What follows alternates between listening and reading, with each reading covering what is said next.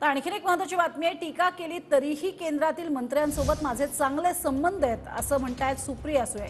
अजित पवारांच्या टीकेला सुप्रिया सुळेंनी हे प्रत्युत्तर दिलंय।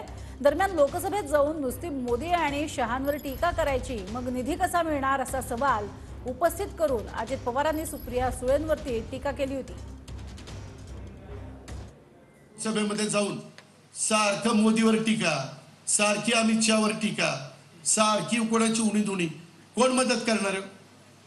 तुम्ही जर विरोधी पक्षामध्ये हे असेल ग्रामपंचायतीचे सदस्य आणि बॉडी जर गुलाबरावची निवडून आली तर गुलाबरावशी मिळतं जुळतं घेतलंच पाहिजे नितीन, नाहीतर ते कसं काय ऐकतील बाबूराव?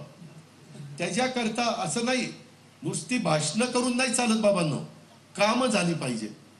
भाषण तर कुणी पण पट्टीचा वक्ता करतो, आपल्या इथं तर लयच भाषण करणारी, पण भाषणाबरोबर काम पण झालं पाहिजे।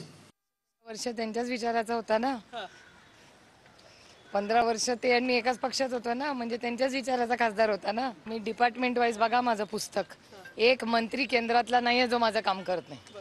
हा 100% मोदी सरकारच्या प्रत्येक मंत्र्याचे माझे वैयक्तिक संबंध अतिशय चांगले आहेत आणि जेव्हा जेव्हा मी त्यांना माझ्या लोकसभा मतदारसंघासाठी मदत मागितली आहे ती त्यांनी दिलेली आहे। त्याच्यामध्ये म्हणजे आमचा आरोप आहे की शिक्षण, आरोग्य आणि सामाजिक न्याय या तिन्ही डिपार्टमेंट्सला बजेटमध्ये या देशासाठी मोदी सरकारने हवे इतके पैसे दिले नाहीत।